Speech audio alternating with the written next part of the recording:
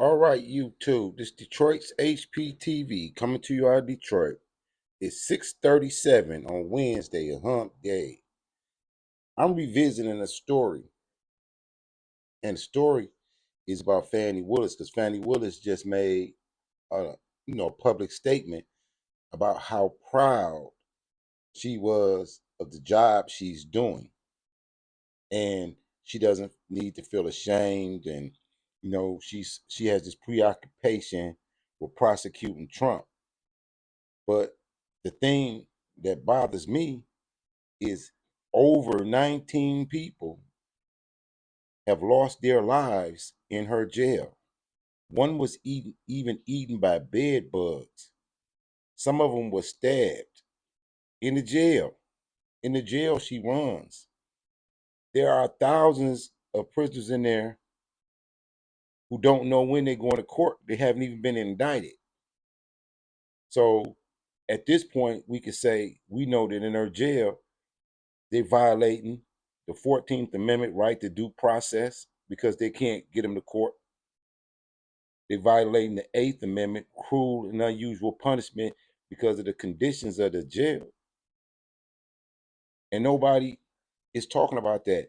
They're letting her off the hook and keep asking her about Trump and keep asking about that political situation. But 19 people plus have lost their lives. One was even found eaten alive by bed bugs. And there is no public outrage. And you can't say it's racism or nothing like that because the jail officials, the mayor, the DA, the prosecutors in Fulton County, they all black. And majority of these people that died in that jail is black. And we're going to revisit some more stories because some people have already died again this year.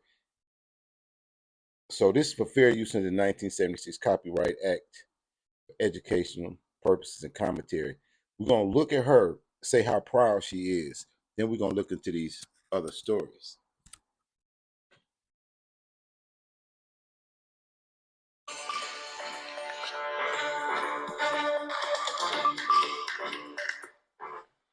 Well, for the first time since a judge's ruling allowing her to remain on the 2020 election interference case, we are hearing from Fulton County District Attorney Fani Willis. That's right. Her public comments are coming as former President Donald Trump's defense team prepares an appeal. DA Fani Willis was given the option to stay on the case if former Special Prosecutor Nathan Wade was removed. Wade, you might remember, stepped down. However, Trump's defense attorneys are still seeking an appeal. We spoke with Willis over the weekend while she participated in an Easter basket giveaway. I don't feel like my reputation needs to be reclaimed. Let's say it for the record. I'm not embarrassed by anything I've done. I guess my greatest crime is I had a relationship with a man, but that's not something that I find embarrassing in any way. And I know that I have not done anything that's illegal. Well, Willis stressed her appearance at this Easter basket giveaway was solely to support the community. She also declined to answer who would take the place of Special Prosecutor Nathan Wade. Now, Trump's attorney, Steve Sadow, reacted to Willis speaking out at that Easter event. In a post on X, he wrote, quote, apparently Judge McAfee's warning to Willis in his disqualification order about talking about the case in a public forum is simply being ignored. Does that surprise anyone? End quote. All right. You do your thing. We'll match you with a tax expert.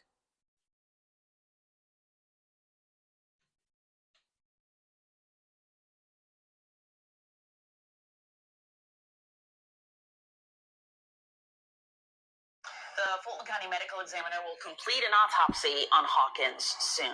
Now, this news comes as Fox 5 has obtained new video of another violent encounter inside the Fulton County Jail, this time involving weapons. A former Fulton County prosecutor says the video shows just how easy it seems to be to carry out an assault. Fox 5's Maurice Diggs has this exclusive story. What you are about to see is not a fight, it is an assault with weapons being used. This is ugly, but unfortunately not all that unusual. It's frightening to think that it has become that easy to attack somebody in the Fulton County Jail and for us to see it. Because, as attorney Ash Joshi notes, someone recorded the assault inside the Fulton County Jail. There was weapons involved in that video. You could see by the way people were coming down on that young man's back. Perhaps pieces of metal like these, confiscated items, or something as simple as a toothbrush. Fox 5 does not know how long this attack went on. There is no staff immediately evident. Joshi says when he was serving as an assistant district attorney, the overcrowding problem, how many officers to cover inmates, was not as severe as present day. That ratio makes it such that the deputies are concerned for their own safety first, because if one of them rushes into that situation that we saw in the video, now that deputy's in danger. For anyone with a family member inside the Rice Street jail, what Joshi explained next is sobering. We used to at least be able to say to the people charged with lesser offenses that, hey, you're going to be in a section of the jail where probably not too many bad things going on. But that section of the jail doesn't exist anymore. Unfortunately, this video is just emblematic of things that are happening at the jail from the first floor up to the 7th floor. Your son is going to a place where the authorities cannot ensure their safety. It's really unthinkable that we have a situation like that anywhere in the United States. The sheriff's office has said next to nothing about this video. Just to confirm, it's a recent incident and is under investigation. From Northwest Atlanta, I'm Morse Diggs, Fox 5 News. It's more. With FanDuel, every night is a watch party. New customers bet $5 to get $200 in bonus bets if you win. Bet all the star.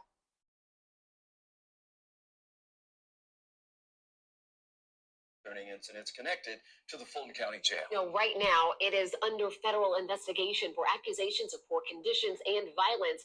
We want to get you straight out to 11 Alive's Cody Alcorn, who is outside that jail. Cody, what do we know about what happened here?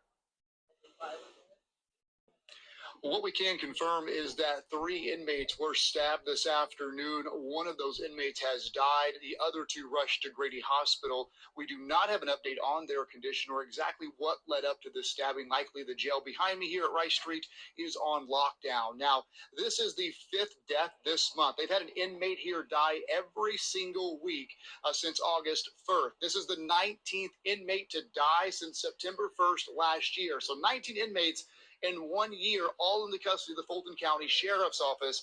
And then today we have the latest. So right now we can confirm that DOJ is investigating this facility. It's a civil rights investigation looking into the conditions inside, of violence among inmates, excessive force by the guards to those inmates, and other things happening here. We did reach out to the Fulton County sheriff to see if he was going to address today's incident. At last check, he was not going to be addressing it, but again, that could change. So there are still a lot of questions to get answered here tonight, but again, we do know 1 inmate has died, 2 others at Grady. We do not know their condition. We're hoping to speak with a Fulton County commissioner here in the next couple of hours, just about what's going on inside Rice Street and what needs to change, and change fast, before any more deaths happen here. So that's coming up tonight at 11. All right, Cody, thank you for that information. We will stay on top of any breaking updates with this story. We'll bring them to you inside the 11 Live News app. There you can sign up for. Tonight, the family of a man who died at the Fulton County Jail is now demanding action. They say he was essentially eaten alive by insects and bed bugs while in custody. Tracy A. McPierce spoke with him just hours ago. She's joining us now live from the Fulton County Courthouse. I'm going to interject here. And I'm going to say all this is going on in one building that Fanny Willis runs. And Fanny, she comes out, she's talking about how proud she is and the sisterhood supporting her, and somebody is targeting her because of her race. 19 black people have lost their lives in your jail. Black women, black children, black old men. So if somebody speaks out against what you're doing, it's racism? Really? How is that possible? When if a white person was running that jail, and white sheriffs and white mayors and 19 black people died in there. That would be the front page every day of the news. Now we just glossing that over. We're going to keep letting her talk about politics and being proud in the date. But listen to this. Well, LaShawn Thompson had been held in the psych wing of the jail for 3 months when an officer found him unresponsive in his cell. His family tells me by that point, they couldn't even recognize him. He was definitely a heavy-set guy, and from those pictures, he looks totally different. He's not the same person. Brad McRae says these pictures of his brother that he shared with us, 35-year-old LaShawn Thompson, are hard to look at. His cell at the Fulton County Jail covered in filth, and his body covered in sores and bites from bed bugs and lice. It looked like he wasn't eating in jail, or malnutrition, or maybe the bed bugs did it. The Fulton County Medical Examiner report lists his cause of death as undetermined, but noted a severe bed bug infestation. The family says Thompson was brought to the jail on a misdemeanor simple battery charge in June and was put in the psych wing because the jail was aware of his schizophrenia. They are now demanding the jail be closed and law enforcement open a criminal investigation. So we need a change in the system. The Fulton County Sheriff's Office told 11 Alive its Office of Professional Standards is investigating Thompson's death and will determine if criminal charges are warranted. The agency wouldn't speak to us on camera today, but said in a statement it spent $500,000 to address an infestation of bedbugs, lice, and other vermin after Thompson's death, and updated security rounds to include addressing sanitary conditions. Now, the family's attorney tells me they're doing their own investigation to determine if the bug bites caused the infection that killed Thompson. They say if they get that proof, they intend to sue. Very disturbing, Tracy. Thanks for the update.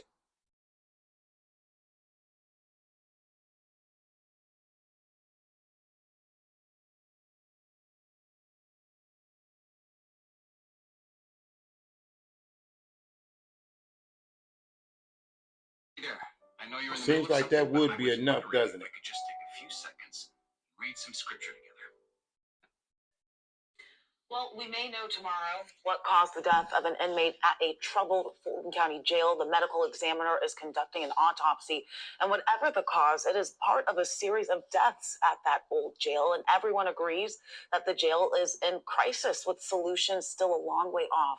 Here's John Sherrick. The latest inmate to die at the Fulton County Jail, 36-year-old Michael Anthony Holland, found unresponsive in his cell, pronounced dead later at Grady Hospital. Holland had been in the jail since May, waiting there to find out if the DA's office was going to prosecute him on charges of aggravated assault on a law enforcement officer and obstruction. Holland is the 11th inmate to die in the jail in the past year, the first death in 2023. One already this year. May not be a good sign. Fulton County Commission Chair Rob Pitts as frustrated as everyone else at the millions of extra dollars the county has been spending just trying to keep the old jail from constantly falling apart. Conditions dangerous for everyone inside. Are you satisfied with the speed at which the wheels of government are turning toward improving overall conditions for inmates and staff as well? Absolutely not. On top of that, the total jail population is about 20% over capacity, making conditions even worse. Pitts does not support building a new, bigger jail, costing more than $1.7 billion.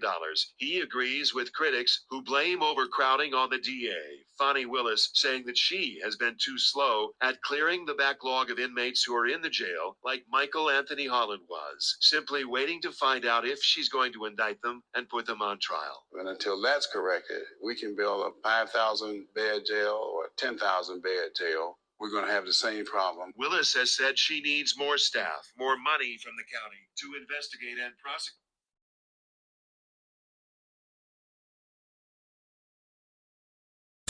But she gave Nathan Wade over almost $700,000 to do nothing. And he was over the jail.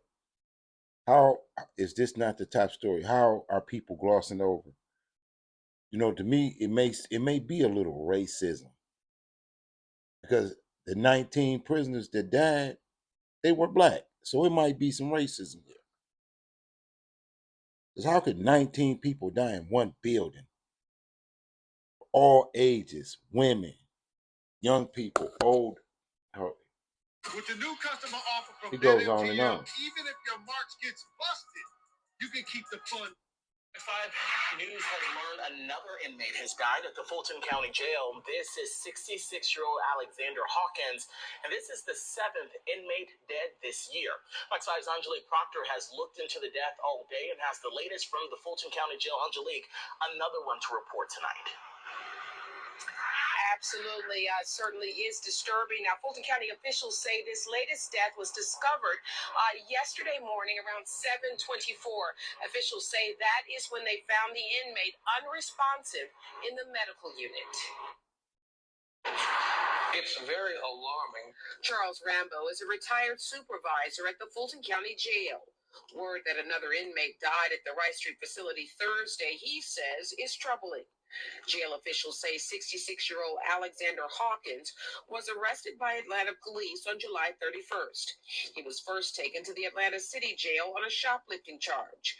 No information is known about his medical condition, but Rambo acknowledges some inmates come to the Rice Street Jail sick or even terminally ill. We have a lot of inmates that are coming into the jail with pre-existing conditions. Look at this Negro talking about they come in sick. When you bring them into the jail, you don't check their vitals and determine whether or not they need to be in a hospital or the jail. When you arrest somebody, you don't ask them if they sick or if they got medical issues. You just grab them and throw them in this cage. So if they is sick and they may need insulin, you didn't ask them, do they have their insulin with them, or is they insulin at home, or if they take medication for high blood pressure, you don't ask them if they got that, you just throw them in a cell. And then the absorbent amount of prisoners who are unalived through violence. So we know if they getting took out in the jail, we already know y'all not giving them no medicine. Y'all can't even stop them from getting popped. You know what I'm saying? That they otherwise would not be able to afford health care on the street. The news is untimely as the U.S. Justice Department is in the midst of a top-to-bottom investigation at the jail. They are looking at everything from use of force to medical treatment. This all comes after an unspeakable death of inmate LaShawn Thompson last September. Deputies found his body covered in bed bugs, lice, and filth in the jail's crumbling medical unit. Then there is 19-year-old Noni Batiste Kosoko, whose family says they are still looking for answers after the teen died in Fulton County custody at the Atlanta City Jail last month. She was jailed on a misdemeanor offense. Sheriff officials say the next step in inmate Hawkins' death is an autopsy. And I talked with the Fulton County Medical Examiner's Office this afternoon. They say they have begun that autopsy, but it is incomplete. So right now,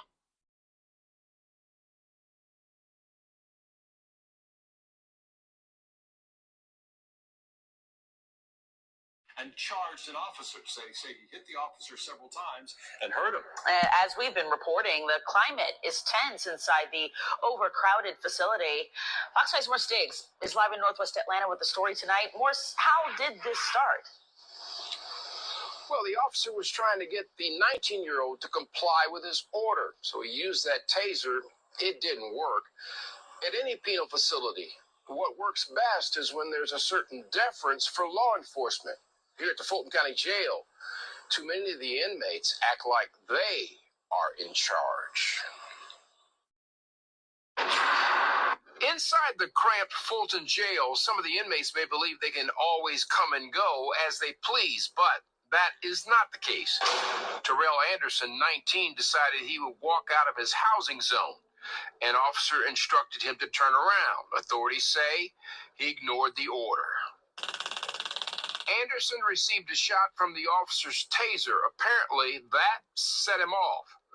Authorities say he removed the taser prongs and charged the officer with a headbutt and multiple punches. Other officers responded to the help call. Anderson was ultimately subdued. Patrick Labatt, the sheriff, praised all his officers in bringing that situation under control. In an earlier interview back on July 18th, he discussed the difficulty maintaining order given the population more than double capacity. The women and men of the Fulton County Sheriff's Office are built like no other, right? They know every day that they're here to serve. They come in to work day in and day out and focus on the things that matter. Anderson will have to spend a bit longer confined with new charges, obstruction. Oh, they trying to dress that up, but you can see through them. I got a whole other one to show you.